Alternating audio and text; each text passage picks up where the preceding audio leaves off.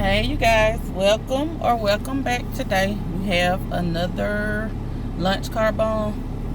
Today we're drinking on another Celsius. It's sparkling Fiji apple pear, and it's pretty good. I've had this one before as well. Yesterday I had the watermelon. It was good. We are at another park today because I'm on the other side of town, and this is Turtle Park. And we have food from another local restaurant in my city. It's called Shabazz Fish Supreme. And we have a double cheeseburger and some wings. And I like eating these wings with ranch. Show it to you.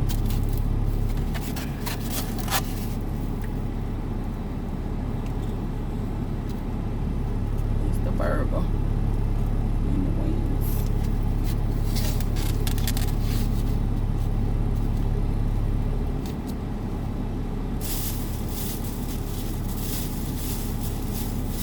Get myself together.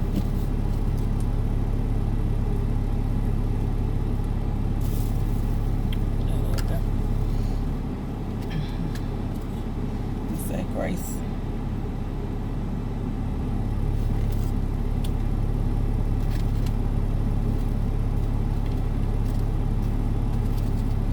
Okay, today we do have a story time. It's a true crime story time. Gonna try to remember it best I can because I watched it the other day, but I just have not had a chance to record due to the weekend being out of town. I'm trying to get my food situated here. And of course, I don't remember the names of the characters of the show it was, but just gonna wing it. Take a bite.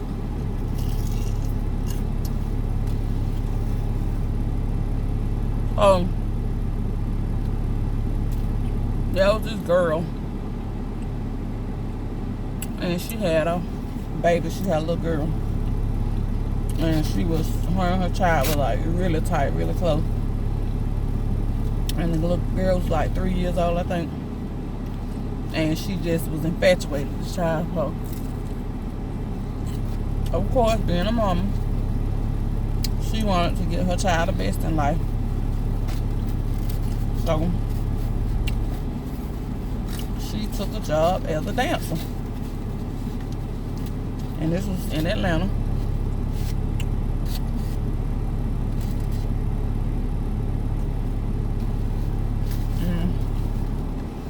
I think her name was Nikki, something like that. So we're gonna call her Nikki, and we're gonna call the baby girl Nicole. So Nikki started dancing. To take care of her child. So her little girl's daddy, they were off and on in an off and on relationship. But at this particular time they were off. But you know, of course he was still seeing about his child or whatever in his child's life. So Nikki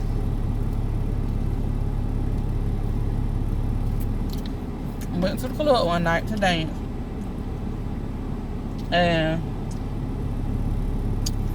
she left her child, left Nicole with a friend of hers. And she was supposed to pick her up at night after she left the club, but she never came. So she reported Nikki missing. And the little girl daddy, we're just gonna call him Jared. So they reported him missing. And So they began this manhunt looking for Nickel. And everybody had joined the manhunt. Everybody except Jared. So, of course, with him being the little girl daddy, they automatically made him the number one suspect anyway. And then he didn't join the search. So, a couple of days later, he finally reached out to the authorities and said that he did not know that she was missing. And that's why he hadn't been around. So he joined the search after that.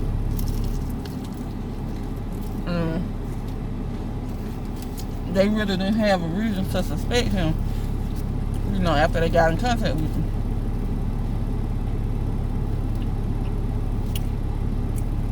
So they looking for couldn't find him.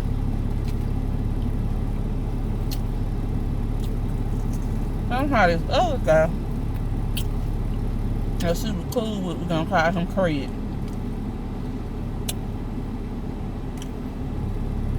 Craig came up.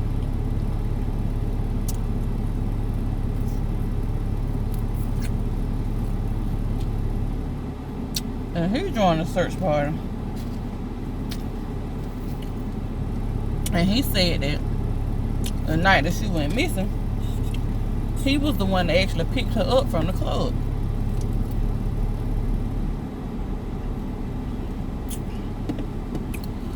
So he said when he picked her up from the club, and he said they were just like homeboy, homegirl, or nothing between them. But I think he did want her to like work for him, in some type of way, like he was like a pimp or something. But he wanted her to work for him, whatever he was doing. But she wouldn't do it. So he said she called him that night. It was real late to pick her up because she didn't have a ride, and he was way on the other side of town. But he went on and picked her up anyway. Well, when he picked her up, of course he was mad because he had to pick her up that time of night. So him and her got into it. And now this is his story. He said when they got into it, he was near his girlfriend's house. So he got out the car and went to his girlfriend's house to kind of let them cool off, him and Nikki. And when he left the girlfriend, left out the house, got back in the car, Nikki was gone. His story. So the police, they were real suspicious of that, which I would have been too.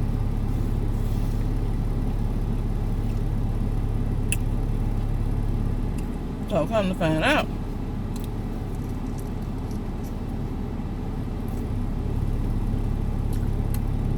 the true story was she did call him to pick her up from the club. When they got in the car, when she got in the car, of course he was mad because it was late when he had to come from the other side of town. They started fussing. And Nikki was telling him that she had plenty of men that could have picked her up from the club and da da da da.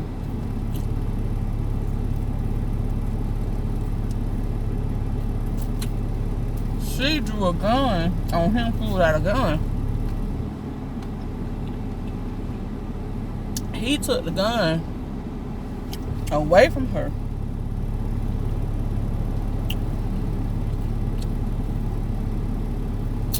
shot her in the back of the head. And he cleaned everything up. But I think they found her body somewhere. She was shot one time in the back of the head. But how he got caught was the car was actually a rental car. So the police went to where the car was, you know, they rented the car and ran tests on it, and it showed the blood spatter.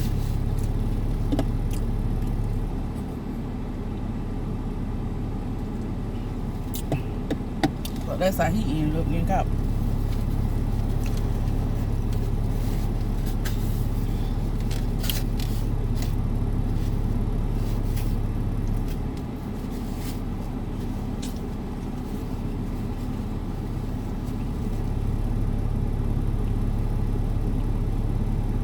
And that was a pretty good one.